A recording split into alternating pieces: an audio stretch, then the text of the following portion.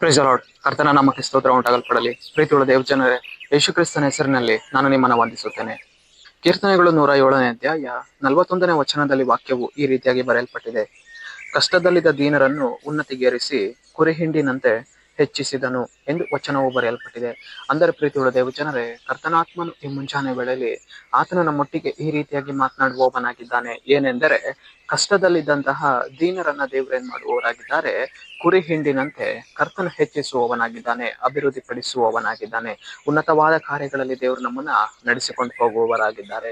ನಾವು ಇವತ್ತು ಕಷ್ಟದಲ್ಲಿರುವಂತಹ ಸಮಯಗಳಲ್ಲಿ ಅನೇಕ ವರ್ತಿ ನಾವು ಮನುಷ್ಯರನ್ನ ನೋಡಿ ನಾವೇನ್ ಮಾಡುವವರಾಗಿದ್ದೇವೆ, ಕೂಗಿಕೊಳ್ಳುವವರಾಗಿದ್ದೇವೆ. ಯಾಕೆ? ಸಹಾಯ ಮಾಡಬೇಕೆಂದು ನಾವೇನ್ ಮಾಡುವವರಾಗಿದ್ದೇವೆ, ಮನುಷ್ಯರನ್ನ ನೋಡಿ ಕರೆಯುವವರಾಗಿದ್ದೇವೆ.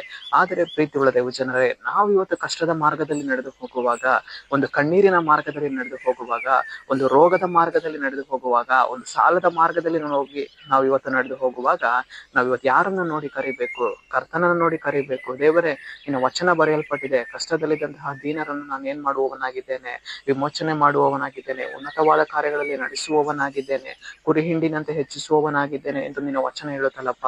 ನಾನಿವಾಗ ನನ್ನ ಕುಟುಂಬಸ್ಥರಾಗಿರ್ಬೋದು, ನಾನಾಗಿರ್ಬೋದು, ಇವತ್ತು ಕಣ್ಣೀರಿನ ಮಾರ್ಗದಲ್ಲಿ ನಡೆದು ಹೋಗ್ತಾ ಇದ್ದೇವೆ, ಒಂದು ಕಷ್ಟದ ಮಾರ್ಗದಲ್ಲಿ ನಾವು ಇವತ್ತು ನಡೆದು ಹೋಗುತ್ತಾ ಇದ್ದೇವೆ.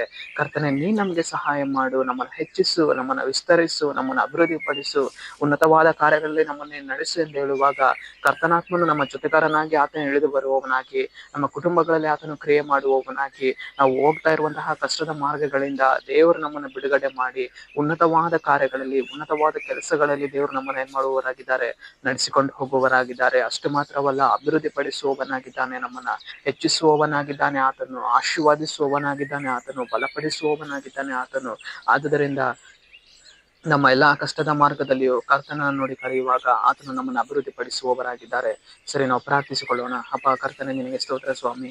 ಈ ಮುಂಜಾನೆ ವೇಳೆಯಲ್ಲಿ ದೇವರೇ, ಈ ವಾಕ್ಯ ಭಾಗ ಸಂದೇಶವನ್ನು ನೋಡುವ ಜನರನ್ನು ಸಲ್ಲಿಸು. ಕರ್ತನೆ, ನಿನ್ನ ಜನರ ಜೀವಿತದಲ್ಲಿ ನಿನ್ನ ಕಾರ್ಯವನ್ನ ಮಾಡಿ, ನಿನ್ನ ಜನರನ್ನು ನೀನು ಉನ್ನತ ಸ್ಥಾನಗಳಿಗೆ ಏರಿಸುವುದಕ್ಕಾಗಿ ಸ್ತೋತ್ರ, ಅಭಿವೃದ್ಧಿಪಡಿಸುವುದಕ್ಕಾಗಿ ಸ್ತೋತ್ರ, ಹೆಚ್ಚಿಸುವುದಕ್ಕಾಗಿ ಸ್ತೋತ್ರ, ಕಷ್ಟದಿಂದ ಬಿಡಿಸುವುದಕ್ಕಾಗಿ ಸ್ತೋತ್ರ.